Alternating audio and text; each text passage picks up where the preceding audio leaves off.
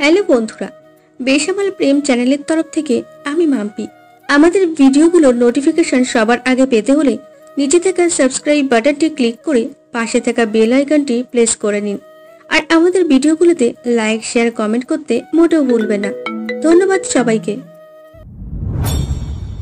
প্রায় 10 বছর পর জেল থেকে বের হয়ে আজ বাড়িতে পা রাখলাম। সেই 16 বছর বয়সে আপন দুলাভাইকে খুন করার অপরাধে জেলে গিয়েছিলাম। বাড়ির সামনে আসতেই একদম অবাক হয়ে গেছি। পুরো বাড়িটা সাজানো আছে বিভিন্ন রকমের বাতি আর ফুল দিয়ে। গেটের সামনে সাজানো দেখে বুঝলাম বড় কোনো অনুষ্ঠান আছে, কিন্তু কিসের অনুষ্ঠান? আপু তো দুদিন আগেই আমার সাথে দেখা করেছিল, তাহলে সেদিন কেন বলে নাই আমাকে এই কথা? ভেতরে যাব কি না ভাবছিলাম। গেটের সামনে দাঁড়িয়ে তখনই পেছন থেকে কে একজন আমাকে ধাক্কা দিল। কি মশাই, কি চাই এখানে? আজ এখানে কিসের অনুষ্ঠান? আমার ছোট খালামণি নিহার বিয়ে। ছেলেটার মুখে এমন একটা নিউজ শুনে আমি অবাক হয়ে গেলাম।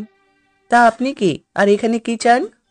আমাকে তুমি চিনবে না, তোমার খালামণিকে গিয়ে বলো তার কলিজা আজ সাড়া পেয়েছে। মানে কি? যা বলছি তাই করো। আম্মু, আম্মু।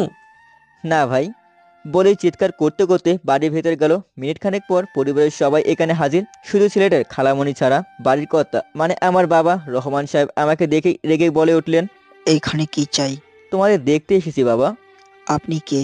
আপনাকে তো আমি চিনলাম না। আমি এই পরিবারের সন্তান। এই পরিবারের সন্তান আজ থেকে 10 বছর আগে মারা গেছে। আম্মুর মুখে এত বড় একটা কথা শুনে আমার চোখের বাদ যেন আর মানছেই না। তোমাদের সবার মনে আমার জন্য এখনো অনেক রাগ জমে আছে। রাগ তো তার উপর করা যায় যে বেঁচে আছে, মরা মানুষের উপর আবার কিসের রাগ? কথাটা বললেন আমার বড় আপু নীলা। আপনি এখন এখান থেকে যেতে পারেন, বরযাত্রী আসার সময় হয়ে গেছে। ওরা এখানে আপনার মতো খুনিকে দেখলে বিয়ে ভেঙে দেবে।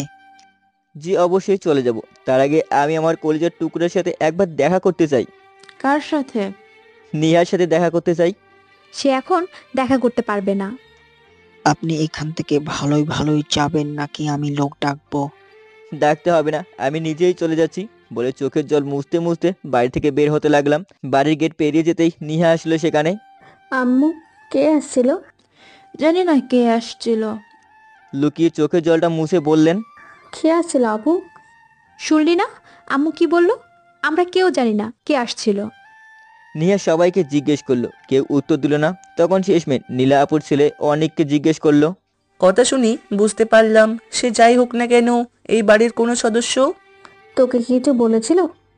প্রথমে আমি যখন তাকে গেটের সামনে দেখি তখন বলেছিল তোমাকে গিয়ে বলতে তোমার কলিজা আজ জেল থেকে ছাড়া পেয়েছে। নিহার চোখে টলমল জল আর মুখে হালকা হাসি নিয়ে ছোট্ট করে বলল, ভাই। আম্মু, নানা ভাই, নানু সবাই মিলে তাকে তাড়িয়ে দিল কেন? সে কোন দিকে গেছে? এই তো একটু আগে ডান দিকে গেল। অনেকের কথা শেষ হতেই নিহা এক দৌড়ে গেটের কাছে চলে যায়। তখন পিছন থেকে আব্বু ডাক দিয়ে বললেন, এখানে কি করছো? বরযাত্রী আসার সময় হয়ে গেছে। ভাইকে তোমরা তাড়িয়ে দিলে কেন? কে ভাই? কার ভাই? তুমি জানো না তোমার ভাই আজ থেকে 10 বছর আগে মারা গেছে? মারা গেছে তোমাদের জন্য হতে পারে, কিন্তু আমার জন্য আমার ভাই এখনো বেঁচে আছে। নিহার মুখে এমন কথা শুনে আব্বু তার কাছে এসে তাকে কষিয়ে একটা চর বসিয়ে দিয়ে বললেন, বেশ তর্ক শিখে গেছিস, চুপচাপ রুমে গিয়ে এখনই রেডি হ, একটু পরেই বরযাত্রী আসবে। আমি কবুল বলার সময় আমার ভাই আমার সামনে না থাকলে কবুলের 1 সেকেন্ড পর আমি বিষ খাবো। এখন আমি জানি না তোমরা কিভাবে আমার ভাইকে আমার সামনে নিয়ে আসবে। বলেই গাল ফুলিয়ে চলে যায় নিহা।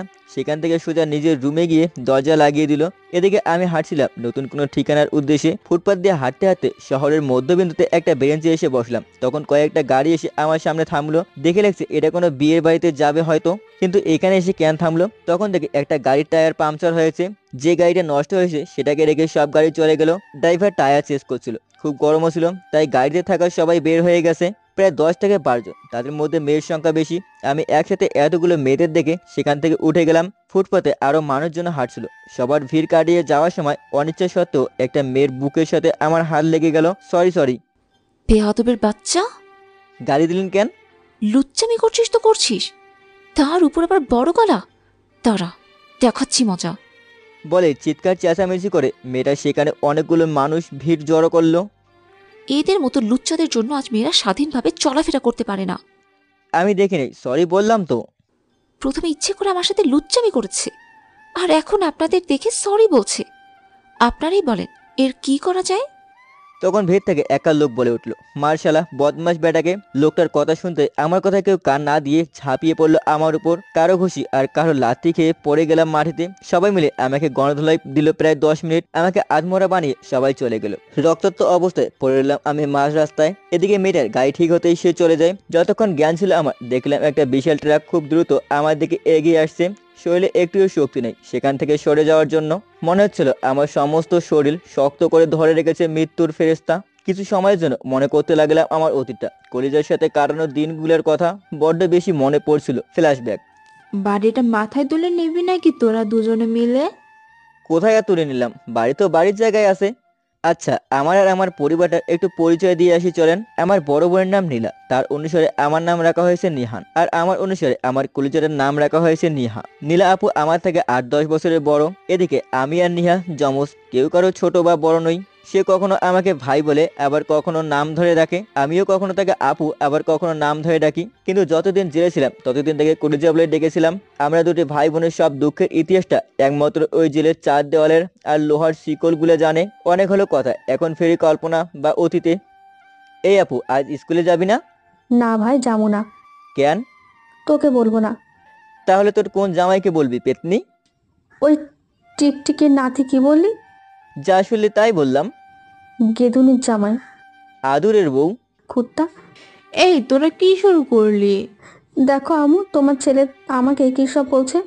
আমি জানি না বাপু, তুই তোর আব্বুর কাছে বলিস, উনি এখন অফিসে যাওয়ার জন্য রওনা হবেন।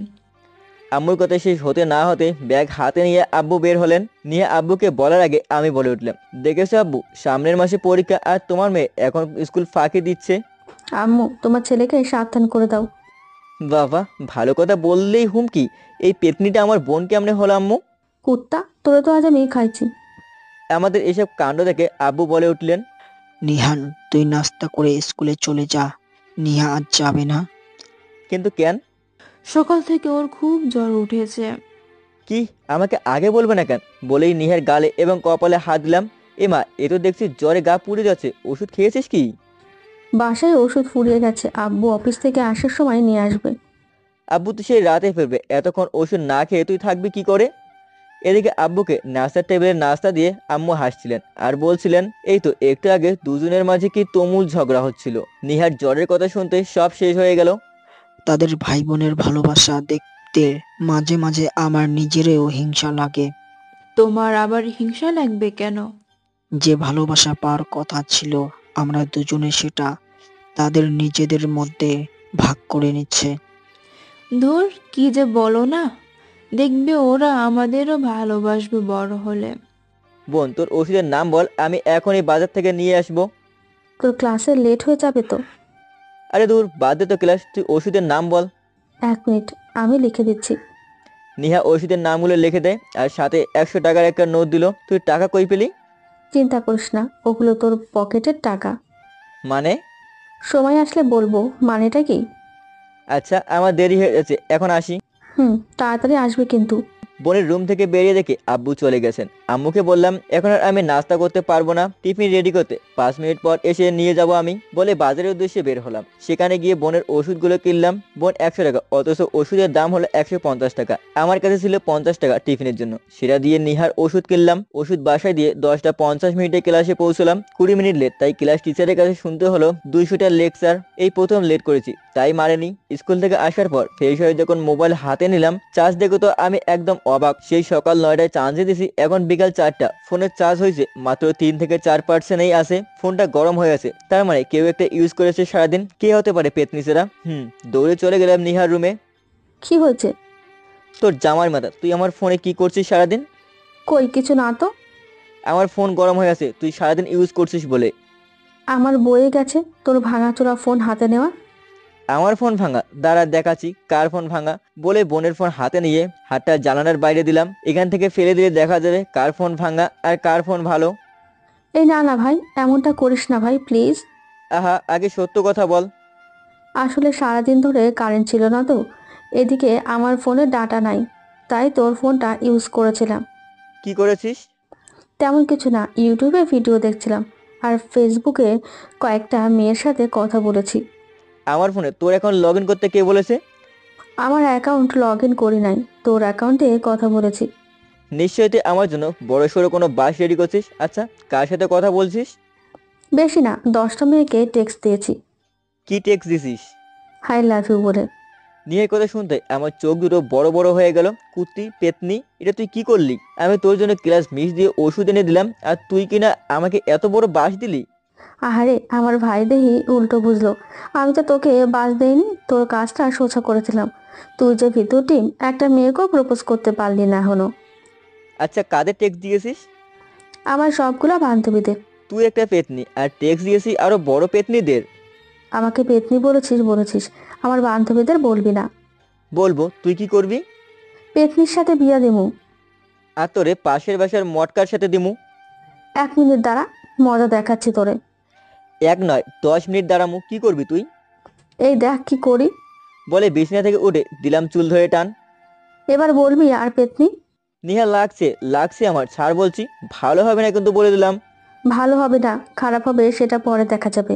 বুঝেছি, এভাবে কাজ হবে না। আম্মু বলে জোরে একটা চিৎকার দিলাম। সারা বাড়ির দেওয়াল ছুঁয়ে রান্নাঘরে আম্মুর কানে শব্দ গেল। আবার ঝগড়া শুরু করে দিয়েছে মনে হয়। আর পারি না এদের নিয়ে, আজ একটা ব্যবস্থা করতেই হবে ওদের।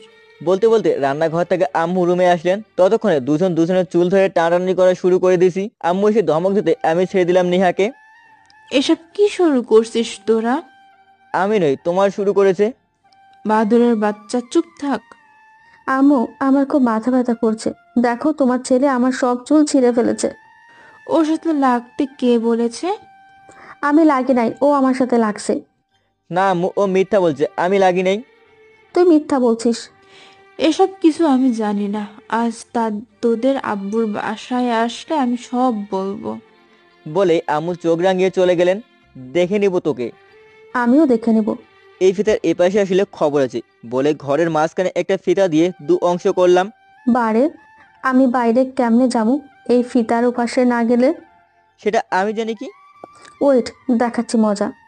তখন তো বয়স তেমন ছিল না, দুজনের প্রায় 14-15 হবে। দুজনে এক রুমে থাকি, বিছানা 2টা, ওয়াশরুম একটা, পড়ার টেবিল একটা, আর কাপড় রাখার ক্যাবিনেট একটা। বলতে গেলে দুজনের ঘুমানোর স্থান আলাদা আর সবকিছুই ছিল এক জায়গায়। কিন্তু আজকে ঝগড়ার কারণে রুমটা 2 ভাগ হয়ে গেল।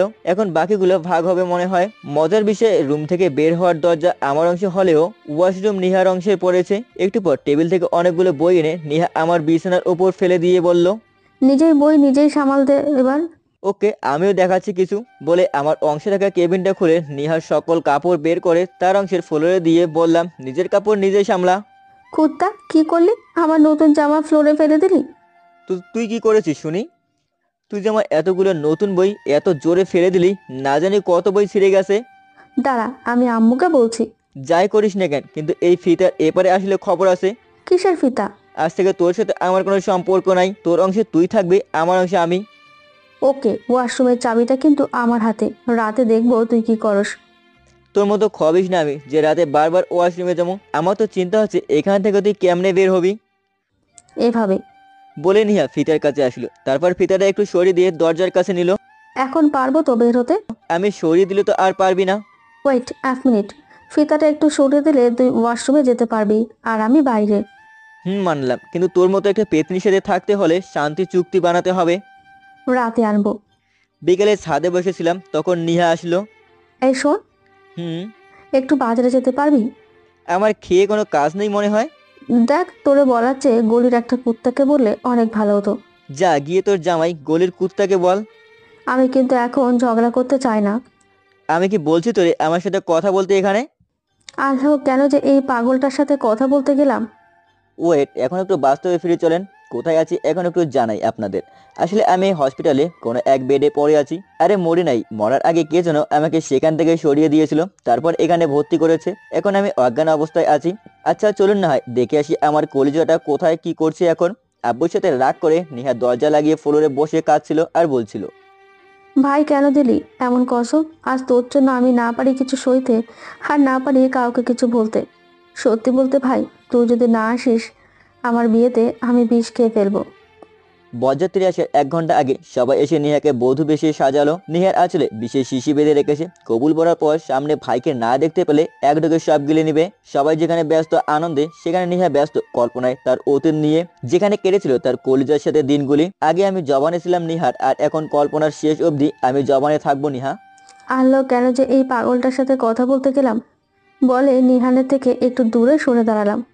মন খুলে ভাইকে বলতে পারছি না কথাটা, বলে অবশ্য না করবেন না, কিন্তু বোন হয়ে এমন একটা কথা কেমনে বলি তাকে। এদিকে আজ স্কুলেও গেলাম না, যদি যেতাম তাহলে না হয় ফার্মেসি থেকে একটা নিয়ে আসতাম। দেখ, ভালো লাগে না, একবার লজ্জা ভেঙে বলেই ফেলি। সে তো দূরের কেউ না, আমার আপন ভাই।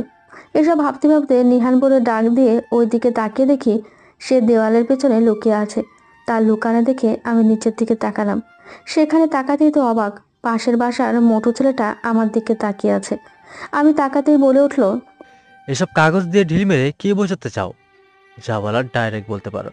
কি? আমি মারলাম ঢিল আপনাকে? ভাব নিয়েন না, আপনার মতো অনেক মেয়ে আমাদের লাইনে পড়ে আছে। সো যা বলার সোজাসুজি বলবেন। বলে আমাকে কোনো কথা বলার সুযোগ না দিয়ে ছেলেটা সেখান থেকে চলে গেল। এমনিতেই শরীর খারাপ, তারপর এই ব্যাটার কথা শুনে মাথা খারাপ হয়ে গেল। আমি জানি এই কাজটা কে করেছে, তাই কিছু না বলে সোজা নিহানের কাছে গেলাম। সে দাঁড়াতেই ঠাস করে একটা চড় বসিয়ে দিলাম তার গালে। রাস্তার ছেলেদের কাছে নিজের বোনকে বেইজ্জতি করে খুশি কি? তুই যে তোর বান্ধবীদের কাছে আমাকে ছোট করলি তখন কি? তাই বলে এভাবে একটা ছেলের কাছে আমাকে অপমানিত করলি? বলেই রাখতে রাখতে সেখান থেকে চলে এলাম। সেদিন বিকেল পেরিয়ে সন্ধ্যা ঘনিয়ে রাত হয়ে এলো। দুজন দুজনের সাথে কোনো কথা বলিনি। খাবার টেবিলেও দুজনের দূরত্ব বেড়ে গেল। মন খারাপ করে দুজনের খাবার নিয়ে ব্যস্ত। তখন সবার নীরবতা ভেঙে আব্বু বলে উঠলেন, আগামী সপ্তাহে থেকে নিহান এখানে থাকবি না। কথাটা শুনতেই আমার হাত থেকে ভাতের লোকমা পড়ে গেল। কোথায় থাকবো আব্বু? তোর আম্মুর কাছ থেকে আমি সব শুনেছি। তোরা সারাদিন ঝগড়া করস, তাই তোদের আলাদা করে দিব। নেহা বাড়িতে থেকে পড়ালেখা করবে, আর তুই মেসে থাকবি। হুম। আব্বুর কথায় যতটা না অবাক হয়েছিলাম আমি, তার চেয়ে বেশি অবাক হয়ে গেলাম নিহানের এই একটা শব্দ শুনে। আসলে সে কি পারবে থাকতে ওখানে, নাকি রাগের মাথায় বলছে এসব? রাগের মাথায় বলুক আর স্বাভাবিকভাবেই বলুক, সে যদি পারে আমাকে ছাড়া থাকতে, আমিও বড্ড পারবো তাকে ছাড়া থাকতে। এসব ভাবতে ভাবতে খাওয়া শেষ হয়ে গেল। রাতে আর কোনো কথা হয়নি। সে তার মতো করে, আমি আমার মতো করে ঘুমিয়ে পড়লাম বিছানায়। রাত তখন 1:30। আমি ঘুম থেকে উঠে ওয়াশরুমে গেলাম। হয়েছেটা কি আসলে আপনারা একটু একটু বুঝতেছেন হয়তো। হয়ে যে মেয়েদের মাসিক হয় না, তাই হয়েছে। মাসিকের ব্যথা কী রকম তা একজন মেয়েই ভালো করে জানে। সারা রাত ঘুমানো যায় না ঠিক মতো করে ব্যথার কারণে। হ্যাঁ, এটাই হয়েছিল আমার সাথে। মনে হচ্ছিল যেন পেটের প্রত্যেকটা রগ এক জায়গায় এসে জমা হয়ে আছে। না পাচ্ছি চিৎকার করে কান্না করতে, আর না পাচ্ছি সইতে। চোখের জল ফেলেছিলাম আর ফুপিয়ে ফুপিয়ে কাঁদছিলাম। আমার কান্নার শব্দ পেয়ে পাশের বিছানায় শুয়ে থাকা নিহান বলে উঠল, এই পেতনি, কি সব শুরু করলি? এত রাতে কাঁদছিস কেন? শান্তিতে একটু ঘুমাতেও দিবি না মনে হয়। ভাইয়ের মুখে এমন কথা শুনে নিজের মুখটা চেপে ধরলাম, যাতে সে আর আমার কান্নার আওয়াজ শুনতে না পায়। হয়তো ভাই আমার ওপরে একটু বেশি অভিমান করেছে, তাই আমার কান্নার শব্দ শুনেও আমার পাশে এসে আমাকে জিজ্ঞেস করলো না, জানতে চাইলো না আমি কেন কান্না করছি। অসহ্য ব্যথা নিয়ে কোনো রকমে রাতটা কাটালাম। পরদিন স্কুলে যেতে আমার সব বান্ধবী আমার কাছে বিচার দিতে লাগলো। এই, তোর ভাই এত বেয়াদব কেন? আমাকে জানোস কি বলছে মেসেঞ্জারে? আমাকে তো ডিরেক্ট প্রপোজ করে ফেলেছে। একের পর এক প্রশ্ন করেই যাচ্ছে ভাই, আর আমি যেহেতু একই ক্লাসে পড়ি, তাই সময় লাগলো না খবরটা ভাইয়ের কাছে যেতে। ক্লাসের সবাই জেনে গেছে যে আমার ভাই একসাথে 10টা মেয়েকে প্রপোজ করছে। কাল থেকে আমার সাথে কথা বলছিস না, তার সাজা পাবি এখন। মনে মনে বললাম, কি রে, কিছু বল। জানি না, তোরা এক কাজ কর, আমার বাসায় গিয়ে বিচার দে। টিকিট হবে কি? ঠিক বেঠিক জানিস না, আজ ছুটির পর গিয়ে বিচার দেব। এর আগে একবার জিজ্ঞেস করে নি তোর ভাইকে, সে কেন এমন করলো? আরে লাগবে না জিজ্ঞেস করা, তোরা বরং আব্বুকে বলবি। আমি বললে আব্বু কখনো বিশ্বাস করবে না। না, আমি তাকে জিজ্ঞেস করবই। বলে নিহানকে ডাক দিল। হুম। কালকে ওইটা কি ছিল? কোনটা? মেসেঞ্জারে। ও সরি, জানি না কাল আমার কি হয়েছিল, সবাই হঠাৎ এরকম একটা টেক্সট দিয়ে দিলাম। আমি বিশ্বাস করি না। কালকে যে টেক্সটটা তুই দিয়েছিস। কেন? সে অনেক কথা, তুই বুঝবি না। সবার কাছে ক্ষমা চাচ্ছি। আমরা তো সিদ্ধান্ত নিয়েছি তোমার বাসায় পিৎজা দিব বলে। নিহা কিছু বলে নাই কি? এটা তো তারই প্ল্যান। আচ্ছা সমস্যা নেই, বিচার দিতে চাইলে দিতেও পারো। আর হ্যাঁ মিস নিহা, আপনি আজ থেকে ভুলে যাবেন যে এখানে আপনার একটা ভাই আছে। নিহারের মুখে এমন একটা কথা শুনে মন খারাপ হয়ে গেল।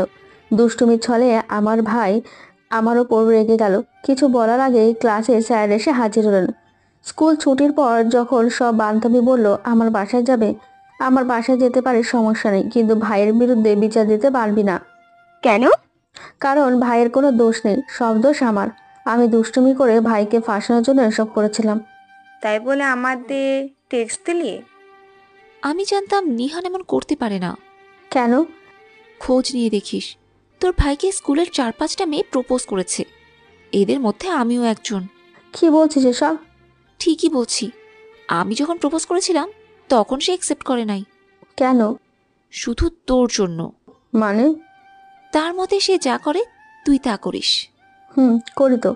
এখন যদি সে প্রেম করে তুই ওনাকে তাই করবি। তুই ভুলবশত কোনো ছেলের পাল্লায় পড়ে গেলে সে তখন বাধা দিতে পারবে না, তখন তুইও বলবি ভাইয়া তুমি তো প্রেম করতে পারলে, তাহলে আমি কেন পারবো না? তাই? তোদের ভাই বোনের ভালোবাসা দেখলে আমার বড্ড হিংসে হয় রে। তোর ভাই সব ছাড়তে পারে তোর জন্য। আর জানিস আমাকে কি বলে? তাকে নাকি কোনো মেয়েই পাত্তা দেয় না। মেয়েরা যাতে তাকে পাত্তা না দেয় তাই প্রতিদিন সাধারণভাবে আসে। একটু স্টাইল করলে সারা স্কুলের মেয়েরা ফিদা হয়ে যেত। এসব কথা বলতে বলতে আমরা স্কুলের গেটের কাছে গেলাম, কিন্তু গেট পার হয়ে দেখি আজ ভাইটা আমার ওখানে দাঁড়িয়ে নেই, চলে গেছে আমাকে রেখে। তোর ভাই কই গেল? অভিমান করছে আমার ওপর। আজ একা যেতে হবে তাহলে? আচ্ছা তোরা তাহলে যা, আমি দেখি রিক্সা পাই কিনা। Okay bye. সবাই চলে যাওয়ার পর আমি সেখানে দাঁড়িয়ে রিক্সার জন্য অপেক্ষা করছিলাম। তখন আমার বাসায় এসে দাঁড়ালো ভাই। কোথায় ছিলে এতক্ষণ? হেড স্যারের কাছ থেকে টিসি নিয়ে এলাম। ভালো। আগামী সপ্তাহে নতুন স্কুলে ভর্তি হমু।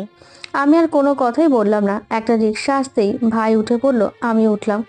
কিছুদূর যাওয়ার পর একটা ফার্মেসির সামনে থামতে বললাম। কি করবি? একটা কাজ আছে। আচ্ছা বল, আমি নিয়ে আসি। কি লাগবে?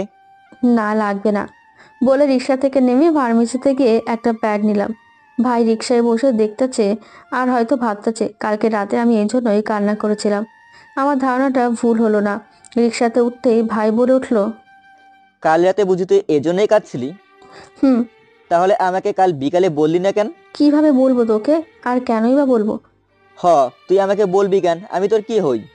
তুই তোর রাগ নিয়েছিলি, এখনো আছোস। আমি তো তোর কেউ না। আচ্ছা তুই আমার কেউ না, তাহলে কেন তোর বান্ধবীদের বাধা দিলি আমার বিচার নিয়ে আসতে? দোষটা আমার ছিল। আমার দোষের কারণে অন্য কেউ কেন শাস্তি পাবে? আর তুই কেন ঐশীর প্রপোজাল রিজেক্ট করলি? তুই কেমনে জানলি? বলে আমার দিকে অবাক হয়ে তাকালো। সে আমাকে সবকিছু বলেছে।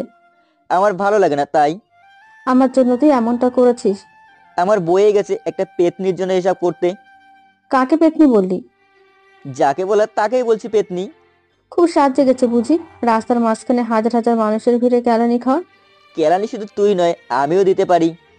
কিছুটা মিটমাট হয়ে গেল এখানে, কিন্তু বাসায় যাওয়ার পর সে একই অবস্থা। ভাই যেন আমাকে চেনেই না, বারবার এড়িয়ে যায় আমাকে। সে তার মতো আর আমি আমার মতন করে কেটে গেল 4 দিন। আগের মতো ভাই বিকেল হলে ছাদে যায় না, বন্ধুদের সাথে আড্ডা দিতে চলে যায়। বিশাল বড় এই বাড়িতে আমি হয়ে গেলাম বড্ড একা। আব্বু সারাদিন অফিসে থাকে, আম্মু তো তার কাজে। তাই ভাইয়ের সাথে কথা না বলে যেন আমার দিনই কাটছে না। সারাদিন তো আমার ফোন টিপে সময় যায় না। বিকেল হলে ছাদে বসে থাকি আর রাত হলে পড়ার টেবিলে। 6 দিন পর রাতে ভাই তার কাপড় প্যাক করছিল দেখে বুঝতে পারলাম সে কালকে চলে যাবে। তুই কি সত্যি সত্যি চলে যাবি? আমার কথা একবারও ভাবলি না? তোর কথা আবার কি ভাবতে হবে? তুই চলে গেলে কে হবে আমার খেলার সাথী? তোর জামাই হবে। খুঁতটা, আমি ফাজলামি করছি না, সত্যি করে বল। আমিও ফাজলামি করছি না। এটাই কি তোর শেষ কথা? রে, এটাই আমার শেষ কথা। কাল খুব ভোরে উঠে চলে যাব, তোর সাথে দেখা নাও হতে পারে। আর বলে কাপড় প্যাক করতে লাগলো ভাই। আর এদিকে যেন আমার চোখের জল আটকে রাখতে পারলাম না আমি। সেদিনের মতো আজও কান্না করছে নিহা বধূ বেশি। দরজায় কারো ডাক শুনে হুঁশ ফিরল নিহার। বরযাত্রী চলে আসছে। ভাই এসেছে কি? তোর আব্বু সারা শহর খুঁজেছেন মানুষ নিয়ে, কিন্তু কোথাও পায়নি তোকে। আমি জানি না, ভাইকে না পেলে যা বলেছি তাই করব। মা, আমার এমন করিস না প্লিজ, বোঝার চেষ্টা কর মা তুই। কিছুক্ষণ পর কাজী এসে বিয়ের কাজ শুরু করলেন। বরের কবুল বলা শেষ। নেহা যখন বলবে তখন চোখ মেলে তাকিয়ে দেখলো আব্বু আম্মু আর বড় বোন নীলাকে। তাদের দিকে তাকিয়ে কবুল বলল। চোখের ইশারায় তাদের থেকে শেষ বিদায় নিয়ে কেউ কিছু বোঝার আগেই বিশেষ শিশিটা এক ঢুকে সম্পূর্ণ গিলে ফেললো। সবার মুখে শোনা যাচ্ছিল একটাই শব্দ, হায় হায়, কি করলো মেয়েটা, এ কি করলো। পুরো বাড়িতে কান্নার রোল পড়ে গেছে। কয়েকজন লোক মিলে তাড়াতাড়ি করে তাকে নিয়ে হাসপাতালে নিয়ে গেল। অনেকের মুখে অনেক কথা, কেউ বলছে প্রেমিকের জন্য, আবার কেউ বলছে এই বিয়েতে তার মত ছিল না। সবার ধারণাটা ছিল ভুল, সে বিষ খায়নি, প্রেমিকের জন্য, তার ভাইয়ের জন্য খেয়েছে। নতুন একটা ইতিহাস গড়ে তুলল নেহা, ভাইয়ের জন্য বিষ খেয়ে। সব বোনেই ভাইকে ভালোবাসে, কিন্তু এতটা ভালোবাসে নাই কোনো বোন যতটা ভালোবেসেছিল নেহা আমাকে। এর জন্য পেছনে রয়েছে অনেক বড় একটা ঘটনা। কেন আমার বোন আমার জন্য পাগল, আর কেনই বা আমার পরিবার আমাকে খুনি বলছে, সবকিছু বুঝতে পারবেন সামনে গেলে। এবার চলুন না হয় আমার কাছে একটু যাই, মানে আমি কোথায় কি করছি এখন একটু জানিয়ে দিই। হসপিটালের বেডে জ্ঞান ফিরতে দেখলাম একজন নার্স আমার সেলাই খুলে দিল আর বলল, আপনি এখন পুরোপুরি সুস্থ, চাইলে যেতে পারেন। আমার বিল কত এসেছে? সব মিলিয়ে 4000। এখন তো আমার কাছে টাকাও নাই। আপনার বিলটা দেওয়া হয়ে গেছে। কে দিল? ডক্টর ঐশী। ঐশী? সে এখন কোথায়? 3য় ফ্লোরে কেবিন নাম্বার 105-এ একটা অপারেশন করছেন। ধন্যবাদ বলেই সেখান থেকে বেরিয়ে 105 নম্বর কেবিনে গেলাম। কেবিনের জানালার কাছ দিয়ে দেখতে পেলাম 3 জন পুরুষ ডক্টর আর একজন মেয়ে ডাক্তার চিকিৎসা করছেন। হয়তো এই মেয়েটাই ঐশী, কিন্তু কার চিকিৎসা হচ্ছে এখানে? একটু সামনে যেতেই মুখটা দেখে অবাক হয়ে গেলাম আমি। আমার কলিজা বধূ বেশে চোখ বন্ধ করে শুয়ে আছে বেডে। ডাক্তার তার মুখে একটা ওয়াশ করার মেশিন লাগিয়ে ভিতর থেকে বিষ বের করছিল। তখন চোখ পড়লো পাশে একটা ব্রেঞ্চের দিকে, ওখানে বসে আছে আমার আম্মু। আমি তাড়াতাড়ি গিয়ে আম্মুকে জিজ্ঞেস করলাম, আম্মু কি হয়েছে বোনের? আম্মু আমার কথা শুনে মুখ তুলে তাকিয়ে কাঁদতে কাঁদতে বললেন, বাবা, তোর বোন বিষ পান করেছে। আম্মুর কথা শুনতেই 2 পা পেছনে চলে গেলাম। আরে না, চলে যায়নি, কে একজন ধাক্কা দিয়েছে আমাকে। ঘুরে তাকাতেই ঠাস করে একটা চড় মারলো নীলা আপু। এবার খুশি তো? আমি কোনো কথা বললাম না, বলবোই বা কি, কিছুই মাথায় আসছে না। তোর জন্যই আজ আমার বোন বধূ বেশে মৃত্যুর শয্যায় আছে। আপু, বোন শুধু তোমার একা নয়, নিহা আমারও বোন। আর হ্যাঁ, সবাই কান খুলে শুনে রাখো, নিহা এই পরিবারের সদস্য, এর আগে সে আমার বোন। নীলাপু, এই লুচ্চা বেটা এখানে কি করছে? বলতে বলতে অপারেশন থিয়েটার থেকে বের হয়ে এলো ঐশী। ঐশী, মুখ সামলে কথা বলো, কাকে তুমি কি বলছো? যাকে যা বলা উচিত তাকে তাই বলতেছি। আন্টি, আপনি যান নিহার কাছে, সে এখন সুস্থ আছে। বলে ঐশী তার মুখের মাস্কটা খুললো। ঐশীকে দেখে আমি একদম অবাক। আরে এ তো সেই মেয়ে যে আমাকে রাস্তায় মানুষদের দিয়ে গণধোলাই দিয়েছিল। নীলা আপু আর আম্মু কেবিনে যেতে ঐশী বলে উঠলো, এখানে কি চাস? তুমি কি আমাকে চিনতে পারছো? খুব ভালো করেই চিনি। আমার ভিতরে একটু হলেও মানবতা আছে, যার কারণে রাস্তার একটা লুচ্চাকে হসপিটালে নিয়ে এসে তার চিকিৎসা করিয়েছি। মিস ঐশী, আমাকে এখনো চিনতে পারেন নাই আপনি। যদি চিনতেন আজকে এমন সিন দেখতে হতো না। কে আপনি, আর আমার নামটাই বা কেমন করে জানলেন? সেটা না হয় আপনার পেশেন্ট নিহাকেই জিজ্ঞেস করিয়েন, সব জানতে পারবেন। বলে সেখান থেকে একটু দূরে গিয়ে একটা ব্রেঞ্চে বসে পড়লাম। অপেক্ষায় আছি আম্মু আর আপু বের হলে আমি ভেতরে যাব, এক নজর আমার কলিজাটাকে কাছে থেকে দেখার জন্য। তখন আব্বু আসলেন, সাথে একটা ছেলে। হয়তো এটাই আমার কলিজার স্বামী হবে। আব্বু আমার দিকে একবার তাকালেন, তারপর কি মনে করে চলে গেলেন নিহার কেবিনে। আমি দুহাত হাঁটুতে ভর দিয়ে মাথা নিচু করে বসে আছি, চোখের পানি ঝরছে, কোনো বাধা না মেনেই। কিছুক্ষণ পর সবাই বোনের কেবিন থেকে বেরিয়ে আসলো, কারণ তার জ্ঞান ফেরেনি এখনো। ডাক্তার ডিস্টার্ব না করতে বলেছে। সবাই এসে বসলো আমার পাশের সিটগুলো জুড়ে। এদিকে একটু পরে নিহাকে নিয়ে অন্য কেবিনে গেল। সবার নীরবতা ভেঙে আব্বু বলে উঠলেন, তুমি কেন আসলে আমাদের জীবনে এমন একটা কাল বৈশাখী ঝড় হয়ে? প্লিজ বাবা, তুই চলে যা। চলে যাব, আর আসবোই না তোমাদের সামনে। এর আগে আমি একটিবার নিহার সাথে দেখা করতে চাই। আম্মু, এই লোকটা কে, আর সে কেনই বা নিহার সাথে দেখা করতে চাচ্ছে? কথাটা বললো নিহার হবু জামাই। আরে না, নিহার জামাই শুভ। আম্মুকে থামিয়ে দিয়ে আব্বু বললেন, আমাদের দূরের একজন আত্মীয় হয়ে ছেলেটা। বাবার মুখে এমন একটা কথা শুনে আজ মনে হচ্ছে সত্যি সত্যি আমি মারা গেছি। এই পৃথিবীতে কেউ রইল না আমার আপন বলতে। তাই বলে? কথাটা শেষ করার আগেই ঐশী বলে উঠল, ভাইয়া, এই সেই বেয়াদব যে আমার সাথে রাস্তার মাঝে বেয়াদবি করেছিল। এত বড় বেয়াদব এখানে কি করে দাঁড়িয়ে আছে? না জেনে মানুষের সম্পর্কে খারাপ কিছু বলবেন না। মেয়েদের রাস্তাঘাটে যে ডিস্টার্ব করে সে কেমন মানুষ খুব ভালো করেই জানা আছে আমার। এসব কি শুনছি আমি? শুনবে না কেন? সে তো 10 বছর পরিবারের সাথে নয়, গুন্ডা লুচ্চা বদমাশ ছেলেদের সাথে কাটিয়েছিল। ভালোই ভালোই বলছি, এখান থেকে চলে যা। আর কত অপমান মুখ বুজে সহ্য করব, তাই শেষমেশ সিদ্ধান্ত নিলাম চলে যাওয়ার জন্য। কিন্তু এর আগে আমি নিহার সাথে দেখা করে যাব একবার। আমার প্রস্তাবে সবাই রাজি। 20 মিনিট টাইম দেওয়া হলো। মন ইচ্ছা মতো নিহাকে দেখে সারা জীবনের জন্য তার জীবন থেকে চলে যেতে আমিও মেনে নিলাম তাদের অফারটা। এদিকে ঐশী আর শুভ একদম অবাক। আমার মতো অজানা একটা ছেলে কেন নিহাকে দেখবে, তাও একা গিয়ে। তারা এটা ভাবছিল আর আমি চলে গেলাম বোনের কেবিনে। সেখানে তার সিটের পাশে বসে রইলাম। মনে পড়ে গেল সেই দিনের কথা। ওই দিনও আমি এইভাবেই তাকে ঘুমে রেখে বিদায় নিয়েছিলাম। আর আজ বিদায় নেব আজীবনের জন্য। আর আসবো না তার লাইফে আমি। থাকবে না নিহার লাইফে নিহার নামের কলিজার ভাইটা। ফ্ল্যাশব্যাক।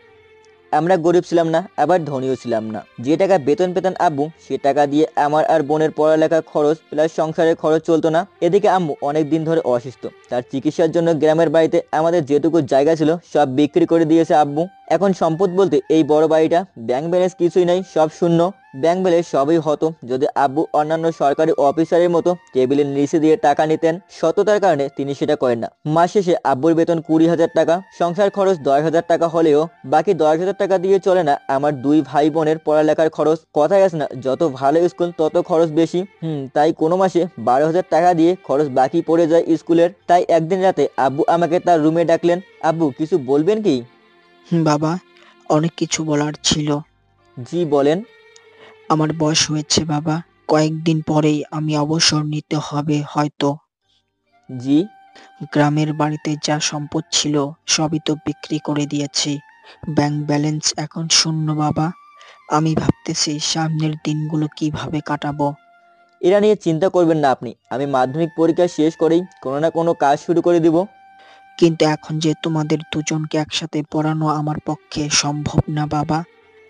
আমি কিছু না বলে চুপ করে দাঁড়িয়ে থাকলাম। ঢাকায় আমার একটা বন্ধু আছে, তার নিজস্ব একটা বড় হোটেল। আমি বলি কি বাবা, তুই ওখানে চলে যা, হোটেলে কাজ করে যা পাবি আমাদের দেওয়ার দরকার নেই।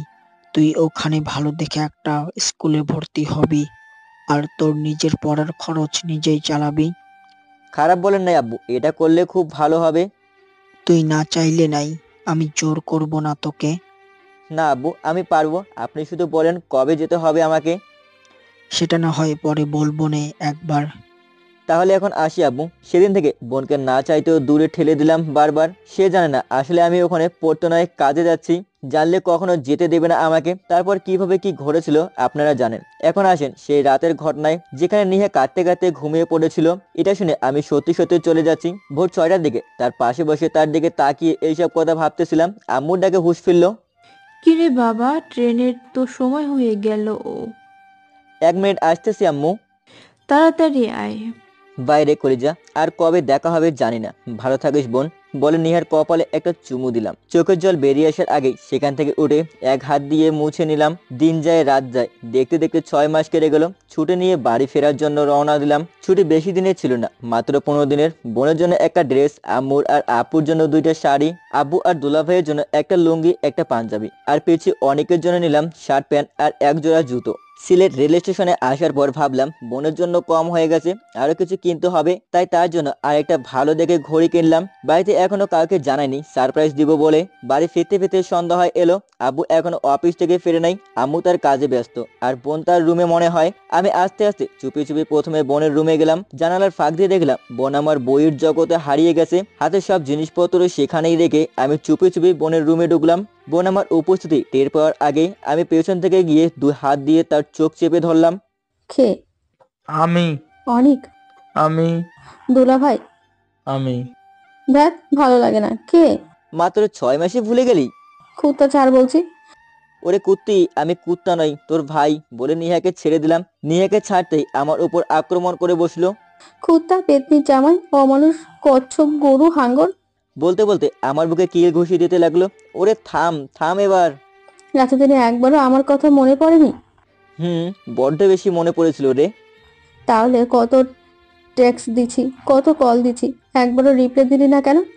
সময় পাইনি। ওখানে এত পড়ার চাপ, জানলে আমি যেতামই না। মিথ্যা বললাম, আসলে ওখানে পড়া নয় কাজের চাপ বেশি।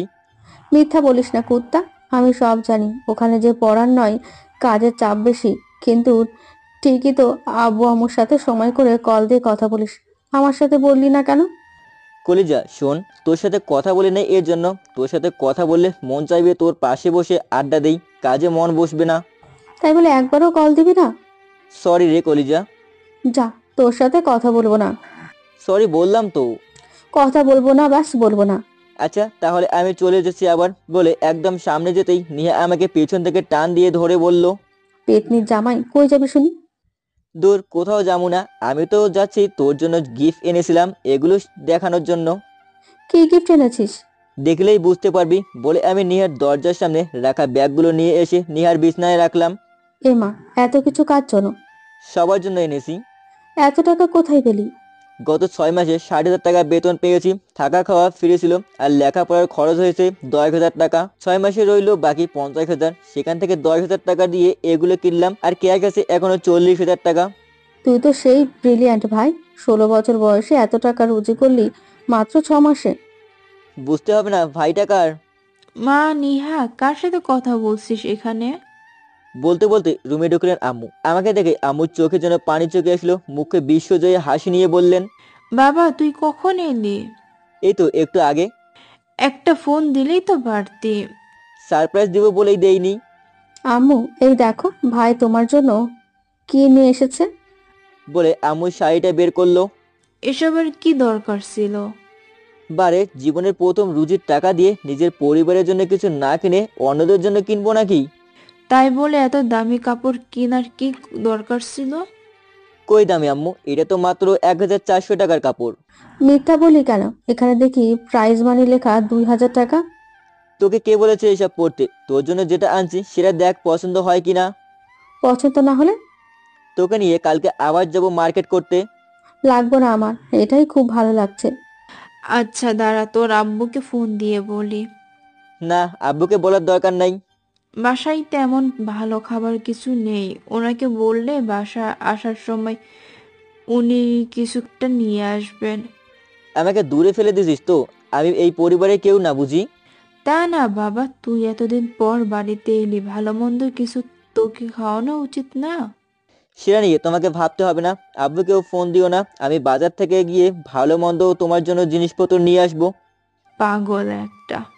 বলেই আম্মু চলে গেলেন। আরে হ্যাঁ, এই ঘড়িটা তোর পছন্দ হয় কিনা দেখ তো। ওয়াও ভাইয়া, এত সুন্দর ঘড়ি কার জন্য? আমার কলিজাটার জন্য। ফাফর মানুষ নাকি? বল, কোন মেয়েকে পটিয়েছিস তাকে গিফট করবি? তোকে ছাড়া আমি কখনো কোনো মেয়েকে কিছু গিফট করেছি কি? করেছিস তো, ক্লাস 2-তে নিপা নামের একটা মেয়েকে একটা কলম গিফট করেছিলি, মনে আছে কি? ডেট, ওটা তো সেই অনেক কাল আগের কথা। আচ্ছা বল, কত টাকা দিয়ে কিনলি এটা? 2টা ঘড়ি ম্যাচিং করে 1,600 দিয়ে কিনলাম, খারাপ হয়েছে কি? 2টা কেন? একটা তোর আর একটা আমার জন্য। বাবা, ভাই আমার বড্ড বেশি বড় হয়ে গেছে। আচ্ছা রে, এখন ফ্রেশ হয়ে নেই, পরে কথা হবে। হুম। ফ্রেশ হয়ে আমি বাজারে চলে গেলাম। মনের আনন্দে বাজার করে বাড়ি ফিরলাম। বাড়িতে এসে দেখি আব্বু অফিস থেকে চলে এসেছে। তারপর ওনাকে সালাম করলাম, ভালো মন্দ জিজ্ঞেস করলাম, আরো অনেক কথা হলো। বেশ ভালোই কাটছিল ছুটির দিনগুলি। বোনের সাথে সারাদিন আড্ডা মস্তি ঝগড়া করা। কিন্তু এমন একটা দিন আমার জীবনে চলে আসলো যেটার জন্য আজ আমি বেঁচে থেকেও আমার পরিবারের কাছে মারা গেছি। 4 দিন পর আমি আর বোন বের হলাম নীলা আপুর বাড়িতে যাব বলে। দুপুর 12টার দিকে। আমরা নিশ্চিত তখন আপু অনেককে স্কুল থেকে আসার পথে থাকবেন, তাই আমরা তার আগে বাসায় গিয়ে তাকে সারপ্রাইজ দিব।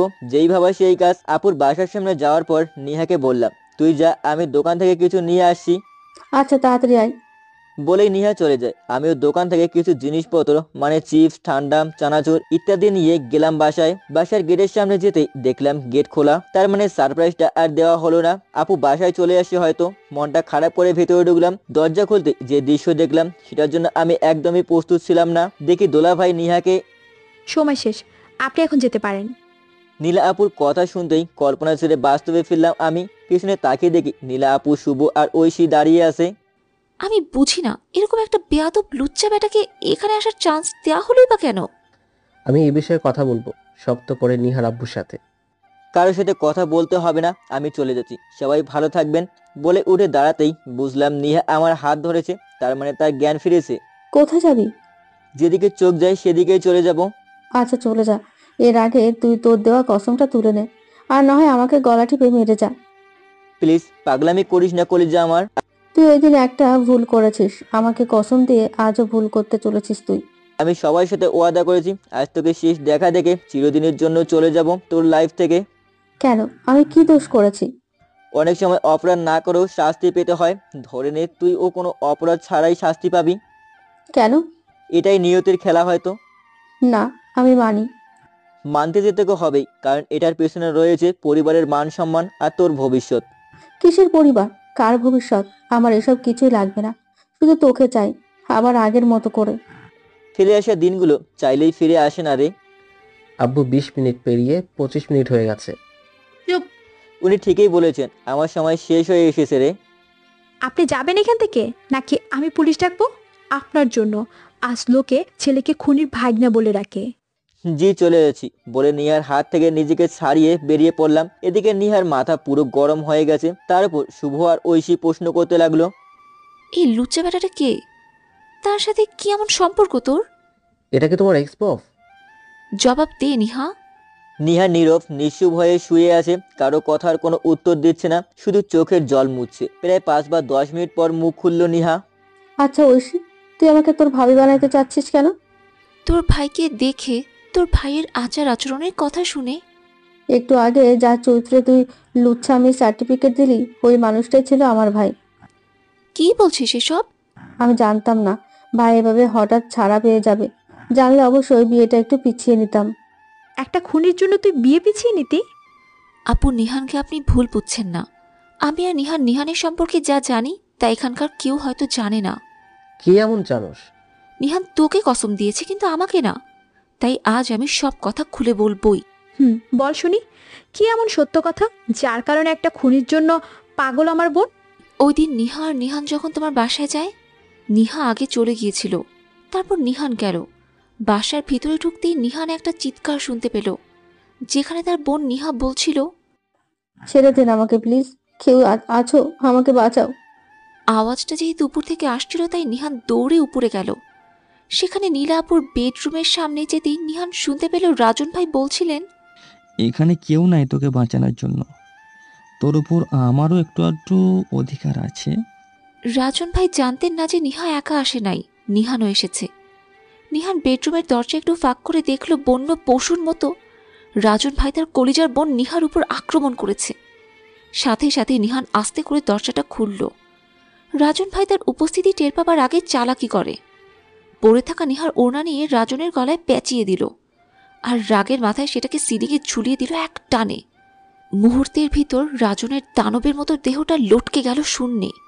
নিহা নিজেকে গুছিয়ে বিছানার এক কোণে বসে 2 হাঁটু এক করে কাঁদতে লাগলো। তখন নিহান বলল, তুই বাড়ি চলে যা, যা বলছি। নিহা কেঁপে উঠল ভয়ে। যখন সে রুম থেকে বেরিয়ে যাবে তখন নিহান আবার বলে উঠল, তোকে আমার কসম দিলাম এখানে যা হয়েছে কাউকে কিচ্ছু বলবি না। আমি যা বলবো সেটাকেই সবার সামনে এবং নিজের কাছে সত্য মনে করবি। নিহা মাথা নাড়িয়ে হ্যাঁ বলে কাঁদতে কাঁদতে বাইরে চলে গেল। বারান্দায় বসে কাঁদছিল। এদিকে নিহান যখন দেখল রাজন মারা গেছে, তারপরও তার রাগ মিটেনি। ওনার এক প্রান্ত তার এক হাতে ধরে রাখল, আর অন্য হাত দিয়ে রাজনের নাক মুখ পেটে ঘুষি মারতে লাগলো। এদিকে নীলা আপু অনিককে নিয়ে যখন স্কুল থেকে ফিরলেন, তিনি দেখলেন নিহা তার বারান্দায় বসে কাঁদছে। কি রে, তুই কখন এলি আর এখানে বসে কাঁদছিস কেন? নিহা কোনো জবাব দিল না।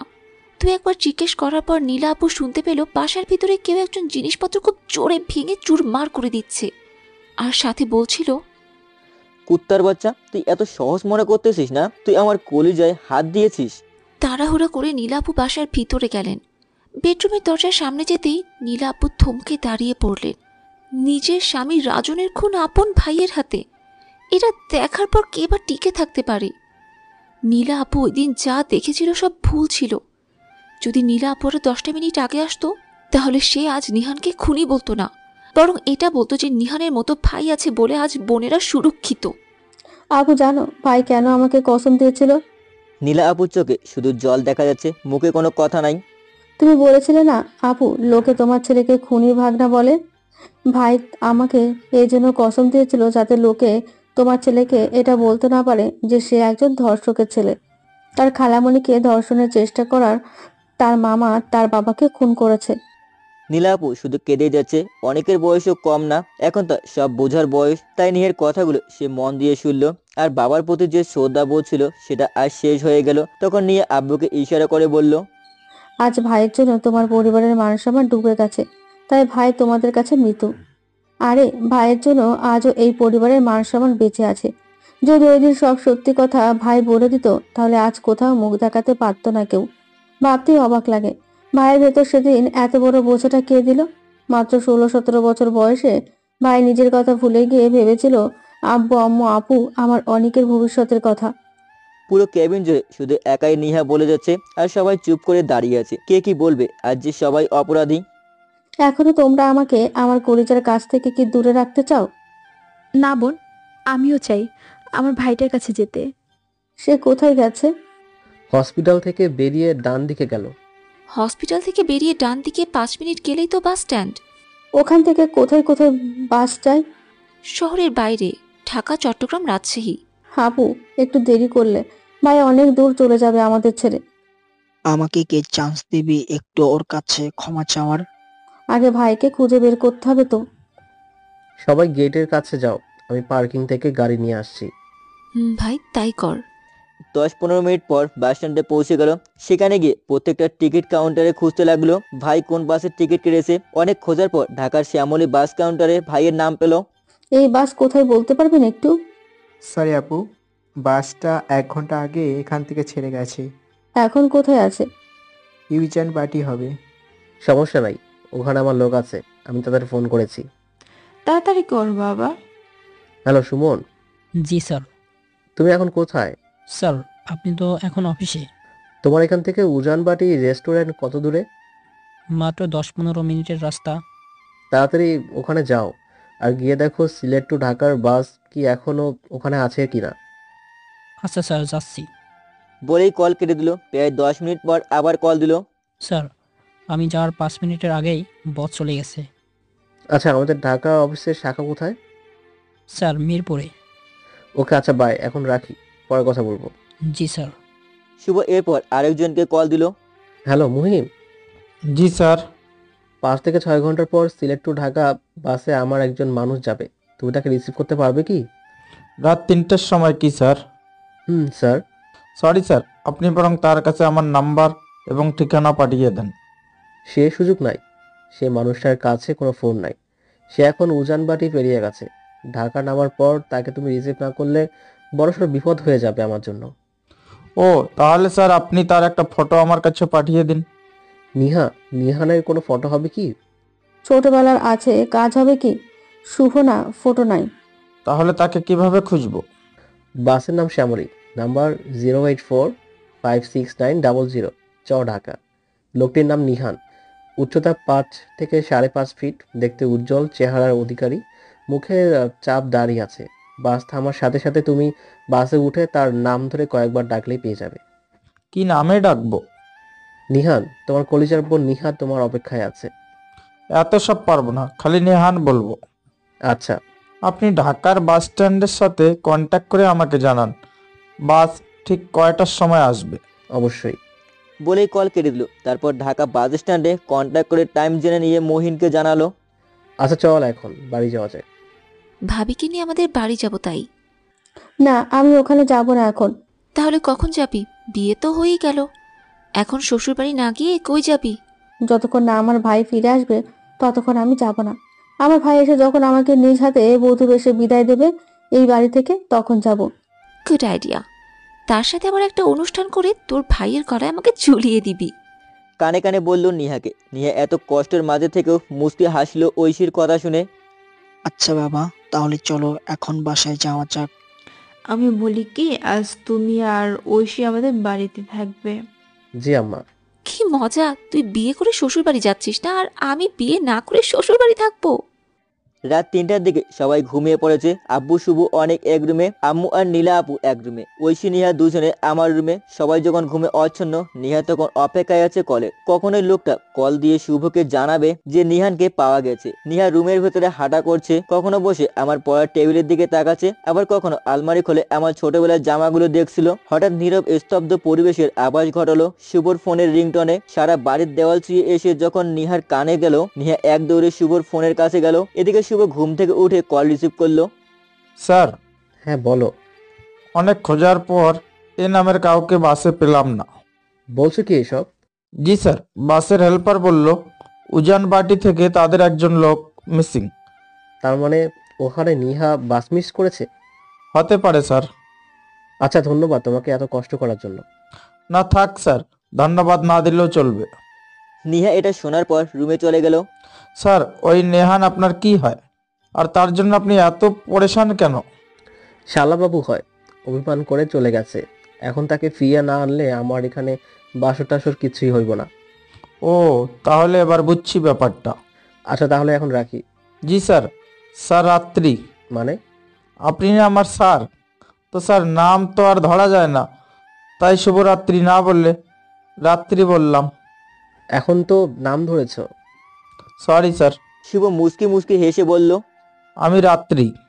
তারপর দুজনে হেসে উঠল। শুভ স্যার রাত্রি, আমি রাত্রি। তারপর কল কেটে দিয়ে শুভ ঘুমিয়ে পড়ল। 3 দিন কেটে গেল, নিহানের কোনো খোঁজ নাই। জেলে যখন ছিল তখন হয় নিহার সামনে 2 দিন পর গিয়ে দেখতো, কিন্তু এখন কোথায় আছে নিহান, কি করছে কেউ জানে না। অনেক খোঁজাখুঁজির পর নিহা সিদ্ধান্ত নিল যে সে নিজেই ঢাকা যাবে। একা তো যেতে পারবে না, তাই সঙ্গে শুভ আর ঐশী যাবে। 10 দিন পর ঢাকার অলিতে গলিতে খুঁজতে খুঁজতে পাগল হয়ে যাচ্ছিল নিহা। ঢাকা সিটি মার্কেটের সামনে দিয়ে হেঁটে যাচ্ছিল, তখন ফুটপাতে বসে থাকা একটি মেয়ের কথা শুনে দাঁড়ালো নিহা। মেয়েটি বলছিল, ভাইয়া আপুরা কয়টা টেহা দিয়া যান, এই যে আমার ভাই 3 দিন ধরে অসুস্থ, ডাক্তার বলেছে অনেক টেহা লাগবো। ভাইয়ের কথা শুনতে নিহা পেছনে তাকালো। তাকিয়ে দেখে একটা মেয়ে থালা নিয়ে বসে আছে আর এক হাতে একটা ফটো। নিহা একটু কাছে গেল কিছু সাহায্য করার জন্য। 500 টাকার একটা নোট মেয়েটার হাতে দিতে দিতেই ফটোটা দেখলো। ভালো করে ফটোটা দেখতেই নিহা বলে উঠলো, এই মেয়ে, এই ফটো তুমি কোথায় পেলে? স্টুডিওর লোক দিয়ে তুলেছি আমার ভাইয়ের ফটো। মেয়েটার কাছ থেকে ফটো কেড়ে নিয়ে বলল, না, এটা তোমার ভাই হতে পারে না, এটা আমার ভাই। জানি না। ভাই এখন কোথায়? হসপিটালে। কি কি হয়েছে আমার ভাইয়ের? এদিকে আম্মু বাসায় পুরো পাগল হয়ে গেছেন। আমার কেমন কেমন লাগছে, না জানি ছেলেটা কোথায় আছে, কি অবস্থায় আছে, কোনো বিপদ হয়নি তো? কথাই আছে না, সন্তানের কিছু হলে সবার আগে জানে মায়ে। পরিবারের সবার অপমান সহ্য করতে না পেরে ওই দিন রাতে হসপিটাল থেকে বেরিয়ে পড়েছিলাম নতুন কোনো শহরের উদ্দেশ্যে।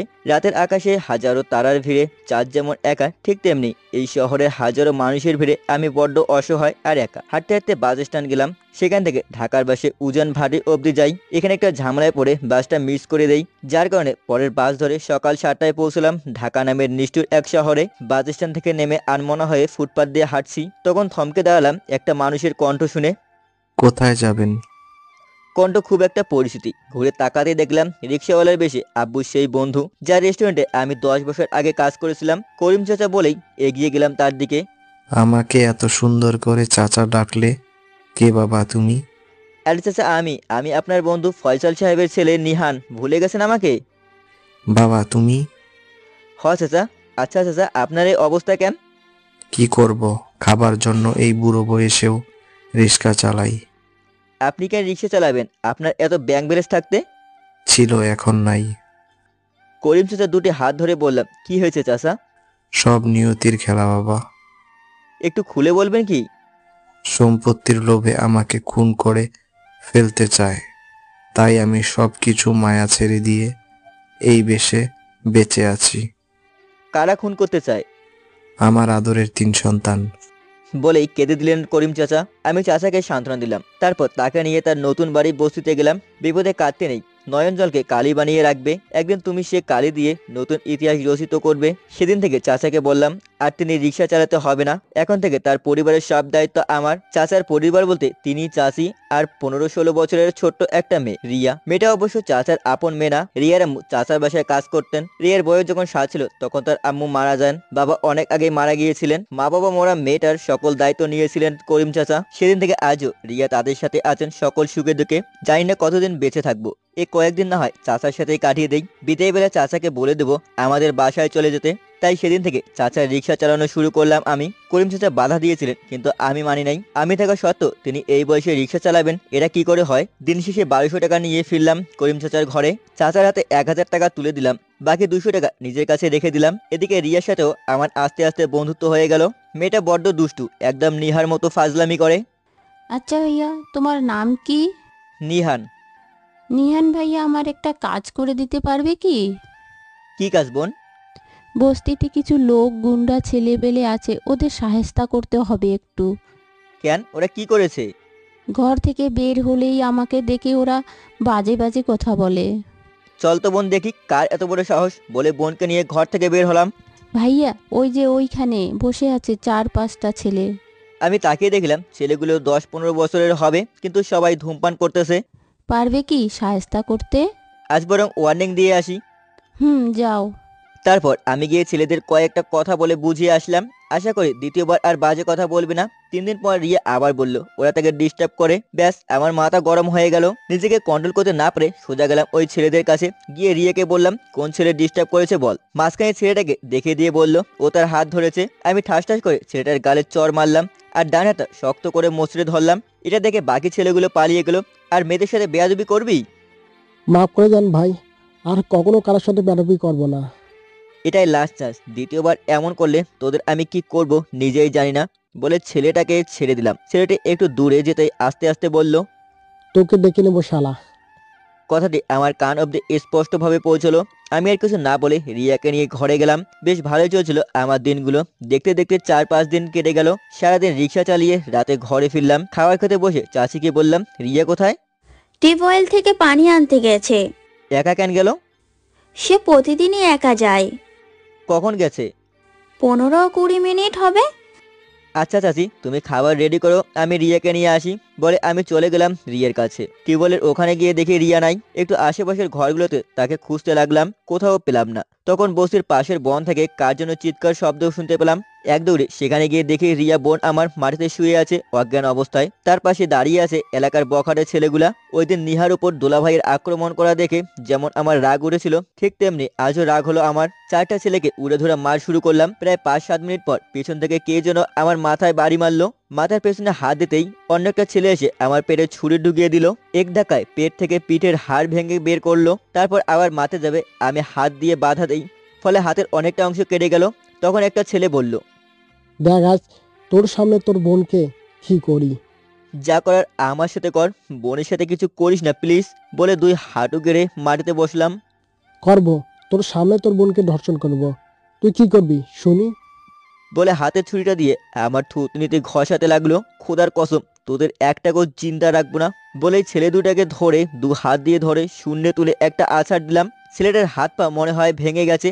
এরপর সেম কাজটা বাকি 3 জনের সাথেও করলাম। কারো হাত বা কারো পা ভেঙে দিয়েছি। 4টে ছেলে মার খেয়ে পালিয়ে যাওয়ার পর আমি একটা গাছে হেলান দিয়ে বসে পড়লাম। মাথায় ভীষণ ব্যথা করছে, এদিকে রক্ত তো কোনো বাধা না মেনেই পড়ছে। শরীরটা দুর্বল হয়ে পড়লো। না জানি কবে চোখ দুটো বন্ধ করে অজ্ঞান হয়ে পড়লাম। আমাকে অজ্ঞান অবস্থায় নিয়ে হাসপাতাল থেকে ওই হাসপাতালে গেলেন, কিন্তু কোনো হসপিটালেই ভর্তি করছে না, বিভিন্ন ভানা দেখায়। সরকারি হসপিটালে অনেক কষ্টে চান্স মিলল, তবে কোনো ওয়ার্ডে বা সিটে নয়, সিঁড়ির পাশে। সস্তা দামে ট্যাবলেট দেওয়া হয় যেখানে, কেননা সরকারি হাসপাতালে সিট পেতে হলে 1500 বা 2000 টাকা দেওয়া লাগে। আর করিম চাচার কাছে এতগুলো টাকা নাই। তাই আজ 3 দিন ধরে আমি এই সিঁড়ির পাশে অজ্ঞান অবস্থায় আছি। চাচি আমার পাশে আর চাচা রিক্সা নিয়ে বেরিয়েছে। এদিকে রিয়া ভিক্ষা করতে বেরিয়ে পড়েছে শুধু আমাকে বাঁচানোর জন্য। গতকাল যে টাকা পেয়েছিল সে টাকায় শুধু একটা ইনজেকশন দেওয়া হয়েছে। 3 দিন ধরে চাচা চাচি ও রিয়া কিছু খায়নি। রিয়া ভিক্ষা করছিল, তখন দেখা হয় নিহার সাথে। নিহা যখন আমার কথা মানে নিহানের কথা জানতে পারলো, তাড়াতাড়ি হাসপাতালে আসে। তারপর নিহানকে একটা কেবিনে শিফট করালো। এদিকে 3 দিন ধরে কিছু না খাওয়ার কারণে হঠাৎ চাচি অজ্ঞান হয়ে গেলেন। তার চিকিৎসা চলছিল পাশের কেবিনে। চিকিৎসা শেষ হওয়ার পর সবাই ঢুকলেন চাচির কেবিনে, আর সেখানেই বসে জানতে পারলো নিহানের সব ঘটনা। রাত প্রায় 10টা। তখন একজন নার্স এসে বললেন কেবিন নাম্বার 104-এর রোগী আপনাদের কি? ওনাকে তো কেবিনে পেলাম না। তার মেডিকেল টেস্ট রিপোর্ট এসেছে। কই দেখি। এই নিন। বলে রিপোর্ট ঐশীর হাতে দিয়ে নাচ চলে গেল। ফাইলটা খুলে পড়তে লাগলো। যতই পড়ছিল ততই অবাক হচ্ছে। পড়তে পড়তে একটা সময় তার চোখ দিয়ে 2 ফোঁটা জল পড়লো ফাইলের কাগজে। ওখানে কি লেখা ঐশী? না তেমন কিছু না। বলে সবার কাছ থেকে নিজের চোখের জল লুকাতে লাগলো। তুই কাঁদছিস কেন? বল ওখানে কি লেখা আছে। দেখি কি লেখা আছে। বলে ঐশীর হাত থেকে ফাইলটা নিয়ে শুভ পড়তে লাগলো। ঐশীর মতো সেম অবস্থা শুভরও।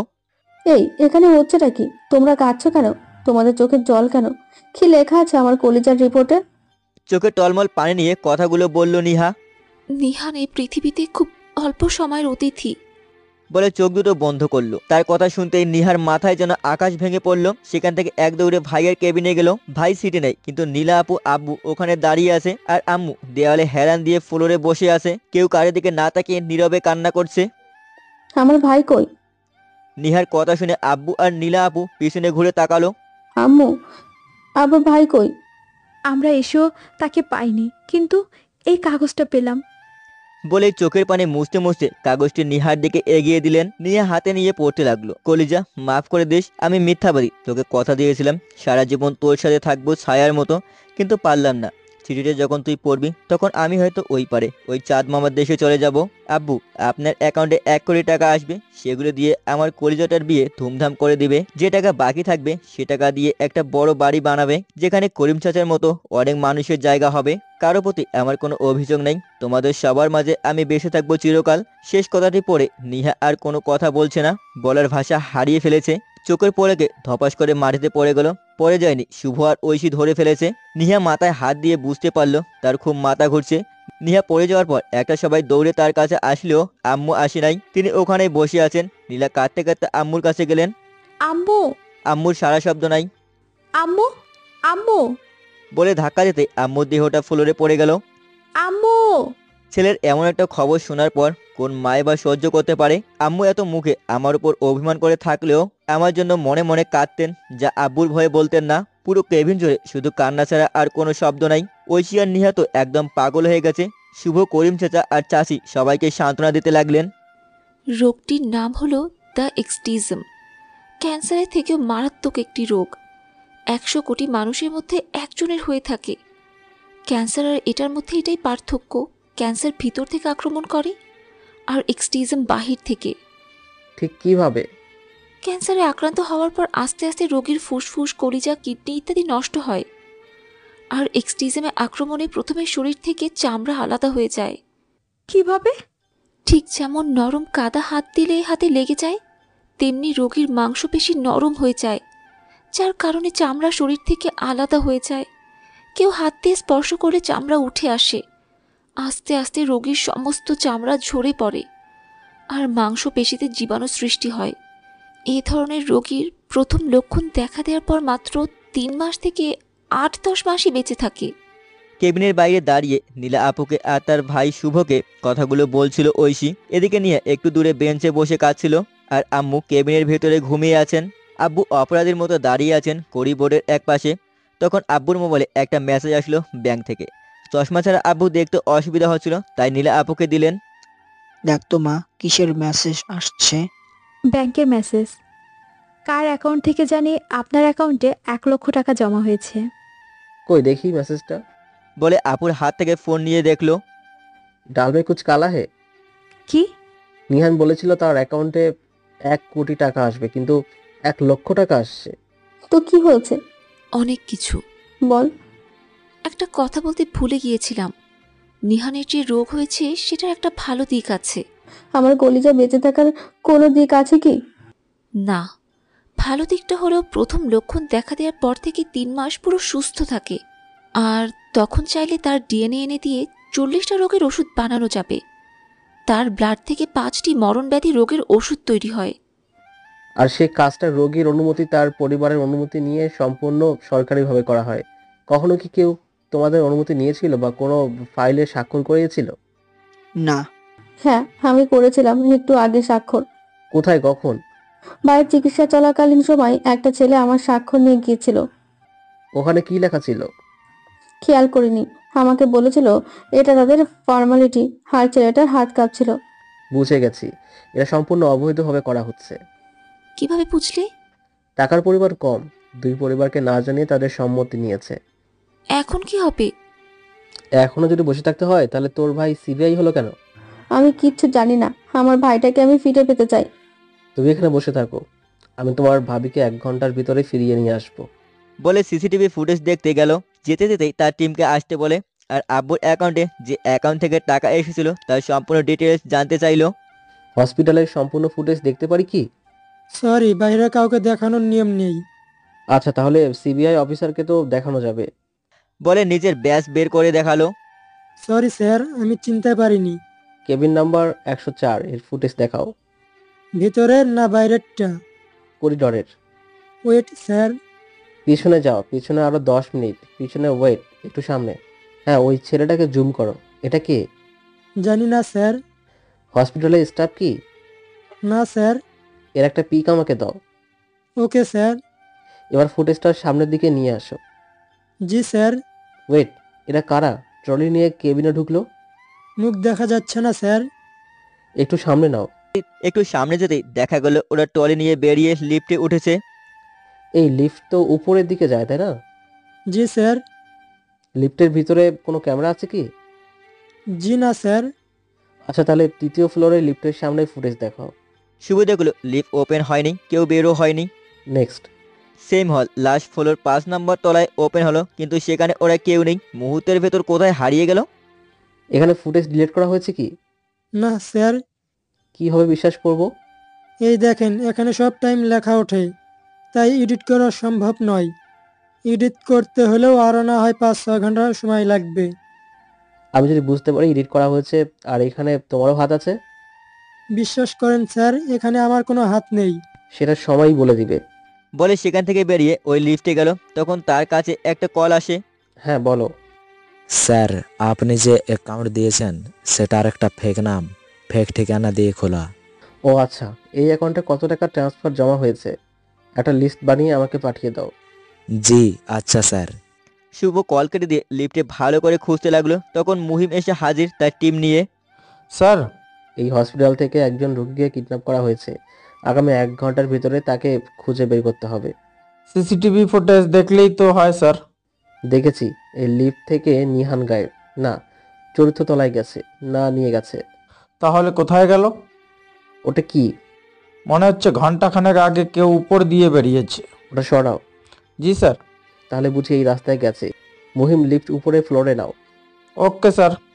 5 নম্বর ফ্লোরে উঠতেই লিফটের ওপরের কাটা অংশ সরিয়ে শুভ উপরে উঠে দেখলো এখান থেকে সোজা ছাদে যাওয়া যায়। এখান থেকে তো কোনো রাস্তা নাই। আছে একটা রাস্তা। কোথায়? পিছনের সিঁড়িতে কোনো ক্যামেরা নাই। কিডন্যাপার তাই প্রথমে ছাদে এসেছে, পরে পিছনের সিঁড়ি বেয়ে পিছনের গেট দিয়ে চলে গেছে। ইমিডিয়েটলি পিছনের গেটের সিসি ফুটেজ চেক করো। জি স্যার। আমি একটু হসপিটালের পিছনের দিকটা দেখে আসি। Okay sir. এদিকে ভাইয়ের জন্য পাগল হয়ে যাচ্ছে নিহা। সবাই কিছু না কিছু খেলেও 3টা মানুষ এখন পর্যন্ত কিছু মুখে দেয়নি। আম্মু, আব্বু আর কলিজার বোন নিহা। আম্মু বেডে শুয়ে আছেন, তার পাশে আব্বু আর নীলা আপু বসে আছে। তাদের থেকে একটু দূরে নিহা আর ঐশী বসে আছে। নিহা তো কারো কথাই শুনছে না, শুধু কেঁদেই যাচ্ছে। ঐশী সান্ত্বনা দিয়ে বলল, নিহানের যদি হায়াত থেকে থাকে অবশ্যই সে ফিরে আসবে, আর না হলে আমার ভাইয়ের কিছু হলে এটার জন্য তোমরা সবাই দায়ী থাকবে। তুই আমার ভাইকে কি বলেছিলি শত শত মানুষের সামনে লুচ্চা বেহায়া? আমি কি জানতাম ওটা নিহান ছিল? বিশ্বাস কর, আমি জানলে কখনো তাকে এভাবে অপমান করতাম না। আর তোমরা এখানে কেন এসেছো? আবার আমার ভাইয়ের কাছ থেকে আমাকে দূরে সরিয়ে দিতে কি? তোমরাই জিতে গেলে। তোমাদের প্রার্থনা স্রষ্টা কবুল করে নিয়েছেন। আমার ভাইকে আমার থেকে অনেক দূরে নিয়ে গেছেন। এখন তো খুশি তোমরা? আসতে বলো, আম্মুর ঘুম ভেঙে যাবে। হ্যাঁ, তোমার আম্মু ঘুম ভেঙে যাবে। আর এদিকে আমার কলিজা যে চিরকালের জন্য ঘুমাতে গেল। বুঝতে পারছেন কলিজার ভাই হারানোর ব্যথা কতটুকু। তাই নিহাও পাগলের মতো সবাইকে যা মন চায় বলছে। অন্যদিকে মুহিম শুভর কাছে আসলো। স্যার, রাত 9:15 এখান থেকে পিছনের গেট দিয়ে একটা গাড়ি বের হয়। ডান দিকে না, বাম দিকে গেছে। ডান দিকে। কিন্তু স্যার, ওই গাড়িটা তার ঠিক 30 মিনিট পর 9:45 সামনের গেট দিয়ে ঢুকেছিল। ওখানে কি হলো? ওখান থেকে একজন রোগীকে নিয়ে যাওয়া হয়। মুখ দেখেছিলে কি? স্পষ্ট স্যার, ওটা নেহান ছিল না। তাহলে কোথায় যেতে পারে? তখন একটা মেসেজ আসলো শুভর ফোনে। ওপেন করে দেখলো যে ব্যাংক অ্যাকাউন্ট ডিটেলস চেয়েছিল সেটা 5টি অ্যাকাউন্ট থেকে এই অ্যাকাউন্টে টাকা জমা হয়েছে 5 বার, আর ট্রান্সফার হয়েছে 10 বার। জমা হয়েছে 5 বারে 5 কোটি টাকা, আর ট্রান্সফার হয়েছে 9 বারে 9 লক্ষ টাকা। আরেকটি অ্যাকাউন্টে ট্রান্সফার হয়েছে 4 কোটি 91 লক্ষ টাকা। যে অ্যাকাউন্টে 4 কোটি ট্রান্সফার হয়েছে সেটা ডিটেলস দিতে পারবে কি? কল দিয়ে জিজ্ঞেস করলো বিসিআর সাইবার ক্রাইম কন্ট্রোল অফিসারকে। জি স্যার, 1 মিনিট। ঠিকানা বলো শালার। রাজশাহী। নাম কি? কামাল। পেশা? ডক্টর কামাল।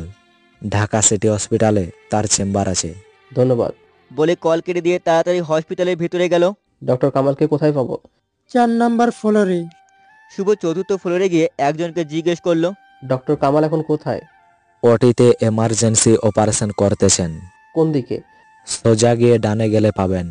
শুভ দৌড়ে যেতে লাগলো। একটু দূরে যেতেই দাঁড়িয়ে বলতে লাগলো, লোকটা আমার সাথে কথা বলার সময় ঘুমিয়েছিল কেন? চোখের মাঝে একটা ভয় দেখা যাচ্ছিল, যা সব অপরাধীদের চোখে থাকে। আর তার এত তাড়াহুড়ে কেসে যে লিফটে খুলছে না দেখে সিঁড়ি দিয়ে নামতে লাগলো। গাইস, ওই লোকটাকে আটকাও তাড়াতাড়ি। Okay sir. শুভ তার পিস্তল বের করে ওটিতে ঢুকলো। কে তুমি? আর এখানে পিস্তল নিয়ে ঢুকলে কি করে? শুভ তাকিয়ে দেখলো সে ভুল নয়, সঠিক জায়গায় এসেছে। বেডের মধ্যে নিহান শুয়ে আছে। বেরিয়ে যান বলছি। আমি সিবিআই অফিসার।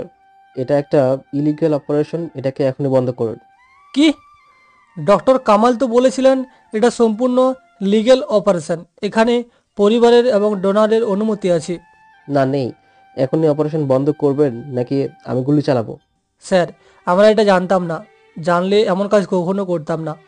নিহানকে সুস্থ করতে কত সময় লাগবে? 1 ঘন্টা।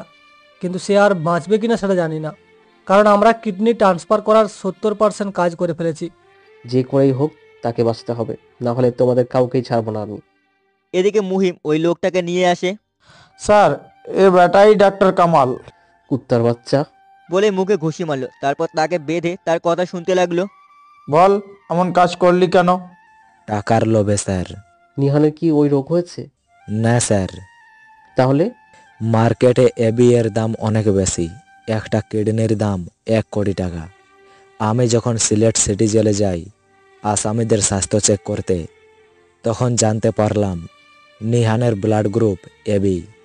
তারপর আস্তে আস্তে তার সাথে বন্ধুত্ব করে তার জীবনের সকল ঘটনা জানতে পারলাম। পরিবারের প্রতি একটা ঘৃণা সৃষ্টি করালাম তার মনে। একদিন সে আমাকে জানালো তার কফের সাথে কালো রঙের কি যেন একটা জিনিস বেরিয়েছে। সেদিন থেকে আমি আমার প্ল্যান বানিয়ে নিলাম। তাকে বুঝালাম যে তার মরণ ব্যাধি রোগ হয়েছে। 3 মাস পর তার মৃত্যু হবে নির্মমভাবে। 2টা সময় মানুষের বুদ্ধি কাজ করে না, এক রাগের মাথায় 2 ভয় পেলে। আর আমি তো তাকে এমন ভয় দেখিয়েছি যে বোকার মতো আমার কথা বিশ্বাস করে নিল। ট্রলি নিয়ে লিফটে ঢুকলি, লিফটের উপরের অংশ কেটে ছাদে গেলি, তারপর পিছনের গেট দিয়ে বাইরে, তাহলে এখানে আসলে কিভাবে? ওটাতে ছিল টাইম পাস। মানে কি? মানে হলো যে ট্রলি নিহানের কেবিন থেকে বেরিয়েছিল। সেখানে নিহান নয়, আমার লোক ছিল। আর নিহানকে আমি এর আগেই ফোন দিয়ে বলে দিয়েছিলাম 115 নম্বর কেবিনে চলে যেতে। আমি জানতাম যে তুই সিবিআই, এই জন্য এই খেলাটা খেললাম, যাতে তুই ওদিকে ঘুরবি আর আমি এদিকে আমার কাজটা করে নিব। কিন্তু একটা ভুলের জন্য সব হলো। যদি ওই চিঠিটা ফেলে দিতাম তাহলে আজ। তোর সাথে আর কে কে আছে? বলবই না। শুভ কামালের নাকে একটা ঘুষি দিয়ে বলল, অফিসে নিয়ে জিজ্ঞাসাবাদ কর। কত দিব স্যার? 15 নাকি 20? 90 ডিগ্রি দিবি। এদিকে অপারেশন থিয়েটার থেকে ডাক্তার বেরিয়ে মুখটা মলিন করে বলল, এখন সব উপরওয়ালার হাতে। ডাক্তার বেরিয়ে যেতেই সবাই ঢুকলো। নিহা আমার বুকের উপর ঝাঁপটে ধরে কাঁদছিল। তার পাশে নীলা আপু আর ঐশী। আর এদিকে আব্বু আমার সোজা পায়ের কাছে এসে আমার পা দুটি ধরে বলতে লাগলেন, ভুল করলে ক্ষমা করা হয়, আর আমাকে সে ক্ষমা চাওয়ার সুযোগটাই দিলি না বাবা। সবাই কাঁদছে। করিম চাচা, চাচি আর রিয়া ও দাঁড়িয়ে দাঁড়িয়ে কাঁদছিল। কান্নার শব্দটা তখন আরো বেড়ে যায় যখন টিটি করে কম্পিউটারে দেখালো আমার পাশ দুর্বল হয়ে আসছে। সে আর আমাদের মাঝে নেই। আমার হাত ধরে চেক করে বলল। কান্নার শব্দ আরো বেড়ে গেল, সবার চোখে জল, কেউ চিৎকার করে আবার কেউ নীরবে কাঁদছে। ভাই একটিবার কথা বল, বল না ভাই, তোকে ছাড়া আমি জিন্দার লাশ হয়ে যাব ভাই। আমাকে জড়িয়ে ধরে বলল নিহা। তখন আম্মু কেবিনে ঢুকতে ঢুকতে বলতে লাগলেন, বাবা যাস না তুই, আমি থাকতে পারবো না তোকে ছাড়া। আল্লাহ গো, আমার হায়াত নিয়ে তুমি আমার ছেলের হায়াত বাড়িয়ে দাও। তখন ঐশী বুঝতে পারলো আমার হাতের পালস এখন আবারও কাজ করতেছে। দুই নয়ন ভরা জল নিয়ে কম্পিউটার দিকে তাকিয়ে দেখলো পালস বেড়ে উঠছে। আম্মু শেষ কথাটা হয়তো কবুল হয়েছে খোদার দরবারে, তাই তো আমি মৃত্যুর দুয়ার থেকেও ফিরে এলাম। যখন চোখটা খুললাম, কে যেন আমার নাকে মুখে কপালে কিস করতে লাগলো। তাকে দেখি আমার কলিজা পাগল বেশি আমাকে কিস করেই চলেছে। বল, আর কোনোদিন আমাকে ছেড়ে যাবি না? কি? হ্যাঁ, তোকে ছেড়ে যাবো না কোনোদিন। তারপর নিহা আমাকে আবার জড়িয়ে ধরে কপালে কিস করলো। নিহা যেন কোনো এক মহান কিছু জয় করে ফেলেছে আমাকে ফিরে পেয়ে, যেটা তার মুখ দেখেই বোঝা যাচ্ছিল। আজ আমি না ফিরলে কার জীবন কেমন কাটতো জানি না, কিন্তু দুটো মানুষের জীবন এলোমেলো হয়ে যেত। 10 বছর পর সবাই আমাকে ভুলে গেলেও আমার জন্য মৃত্যুর আগ দিন পর্যন্ত জায়নামাজে বসে কাঁদতেন আমার আম্মু। 10-20 বছর পর ছেলে মেয়েদের আমার কথা বলতে বলতে কেঁদে উঠতো আমার বোন নিহা। 2 মাস পর। শালাবাবু এদিকে আসো। বারান্দায় সিগারেট হাতে দাঁড়িয়ে কথাটি বলল শুভ ভাই। ওগো বউ, শুনছো কি? বলো।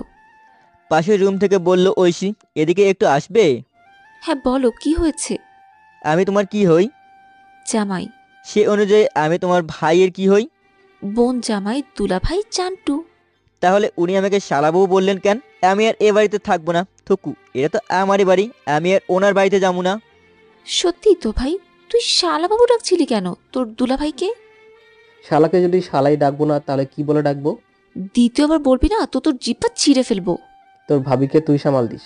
নিজের বউকে নিজেই সামাল দিবে, আমার বউ দিবে কেন? ক্ষমা করে দে বোন, যা আজ থেকে নিহানকে দুলাভাই বলে ডাকবো। ওকে, মনে থাকে যেন। বলে ঐশী চলে গেল। আচ্ছা মিস্টার বোনের জামাই দুলাভাই। তখনই আমার বোন এসে হাজির। বোন, দেখছিস তোর জামাই কত কিপটে? কি করছেন তিনি? ঈদের সময় যত সালামি না দেয় সেজন্য আমাকে দুলাভাই ডাকতেছে। ওই তুমি দুলাভাই ডাকছো কেন? ইয়ে মানে কি? আমি কত করে বলছি শালা বলে ডাকতে, তিনি মানছেনই না। আমার কথা শুনে শুভ ভাই অবাক দৃষ্টিতে আমার দিকে তাকালো। একটু আগে বললাম কি আর এখন বলবি কি? এখানে আমাকে ফাঁসানো হচ্ছে। দেখছিস বোন, উনি আমাকে মিথ্যাবাদী বলছে।